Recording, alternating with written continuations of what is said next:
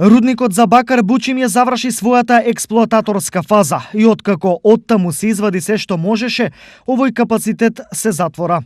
За работа на Бучим остануваат уште само неколку денови и рударските јами ја завршуваат својата рударска приказна заедно со крајот на 2020 година. Ова сепак не значи крај на ископувањето на бакар во овој дел од државата.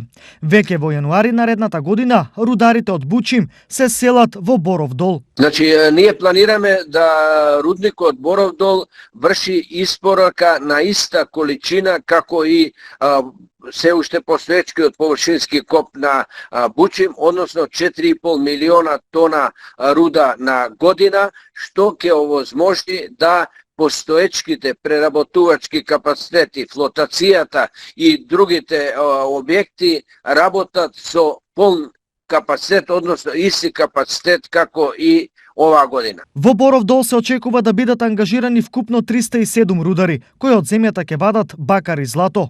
Дополнително, рударскиот сектор очекува отварањето на Боров дол да повлече други за економијата поволни процеси.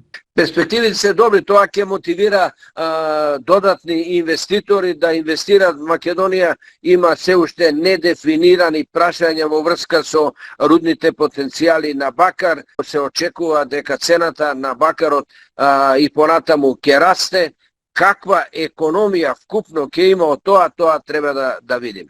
Според истражувањата на новото рудно тело, има рудни резерви од 48 милиони тони бакар, што ќе значи работа на Бучим за наредните 10 до 15 години. Боров дол го делат 3 општини. Конче зафаќа 56,75% од својата вкупна локација.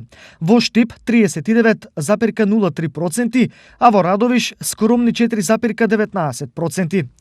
Самиот рудник Бучим во кој ќе се преработува рудата со 100% е на територија на Радовишка општина.